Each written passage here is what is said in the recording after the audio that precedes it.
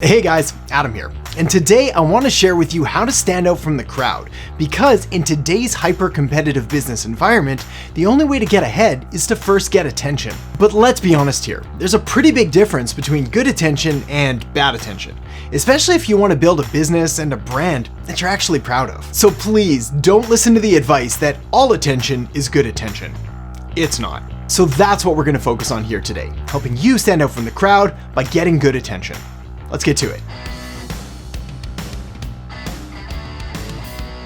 I've been involved in marketing for 10 years now. Over that time, I've seen a whole lot of stuff. I've seen the good, seen the bad, seen a whole lot of ugly. But regardless of how good or bad or ugly any of the campaigns I've seen, one thing that all of the top performing campaigns always had in common was this: they all got attention. A lot of it. But more importantly, like I already mentioned, they all got the right kind of attention. Good attention. Because there's a huge difference between getting someone to look up from their phone and simply acknowledge the fact that you exist, and getting someone to look up from their phone, acknowledge that you exist, and then actually give you money.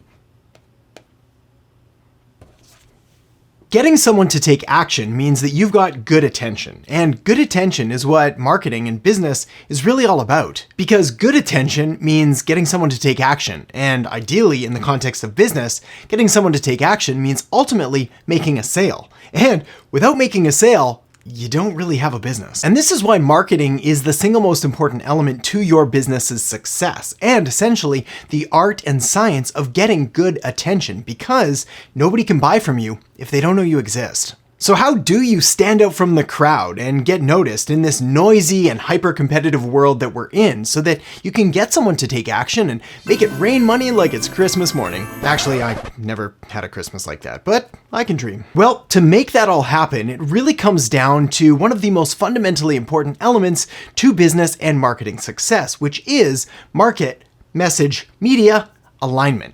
So let's break that down now. Every single successful marketing campaign, every single one that you've ever seen that has actually produced revenue, grown businesses, and really helped the business or the entrepreneur stand out in this crazy and competitive world, well, they've all started with this single-minded, almost maniacal focus on the target market, on that ideal customer avatar that they're going after. This is because getting 1 million people to pay attention and to know that you exist doesn't mean anything if they're the wrong kind of people. For example, let's say you sell a women's weight loss program. Well, it's not going to do your business any good to get the attention of 1 million men. Or if you sell, say, a barbecue steak cookbook, it's not going to do you any good to get the attention of 1 million vegans. Or let's say you sell a nutrition and health coaching program that helps people reverse type 2 diabetes.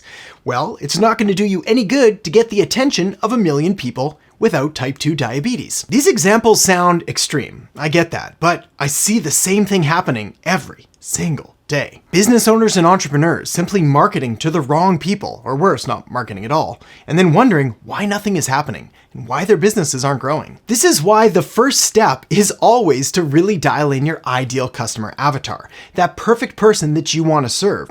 Really uncovering things like their demographic details, like their age, gender, income, occupation, their geographic details, like what city or state or province or country they live in, and their psychographic details, like what are their values and their attitudes and their lifestyles. All right, so now that you've got that covered, let's move on to the next one, which is message. Once you've got your ideal customer avatar pretty dialed in, well, it's time to peel back the layers to start to reveal their deepest, darkest, and most intimate secrets. Actually, you don't even need to go that deep. Truthfully, all you really need to do is figure out what pain or what problem they have, and then how your business is positioned to help solve it for them. And that's your message. You have this pain, I have this solution. Marketing. Just doing that one simple step will already put you miles ahead of 99% of your competition, who aren't even properly doing that and aren't properly identifying the pains and the problems and the frustrations that your target market is going through, or how your business is uniquely positioned to help solve it for them. Of course, I like to take it a step further and use something I call miracles and miseries. Essentially, for this step, we do go a little bit deeper, and we try to identify their miracles, being what are their goals, and their dreams, and their hopes, and their wants, and their aspirations, and everything they're trying to work towards, and what are their miseries, their fears and their problems and their pains and their frustrations and their nightmares and all of the things they're trying to move away from. All of these variables, all of the elements of their miracles and all of the elements of their miseries, well, they'll all make up components of your message, things that you can speak to, things that will allow your business to seem more relevant and more relatable. All right, once you have those in place, it's time to move on to the next piece, which is media. It's in the media stage that you're going to choose your one primary social media network and your one secondary or supporting social media network. Now here's the deal. When it comes to choosing your primary and your secondary social media network, it really just comes down to two variables and where they overlap. The first variable is what social media networks is your ideal target market active and engaged on. And the second variable is what kind of content do you enjoy or could you create? That's it. That's really it. Where are your people and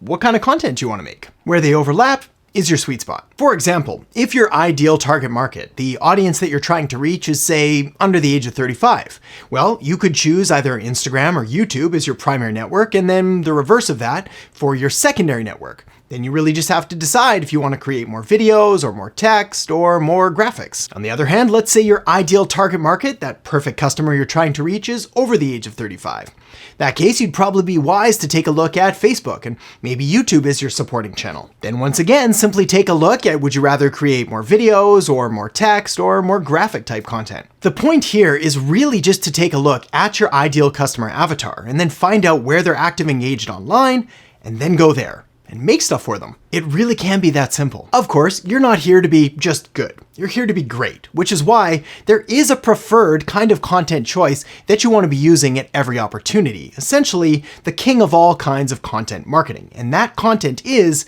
video content. You see, video content marketing, or making videos, is the single most effective form of marketing available to you today.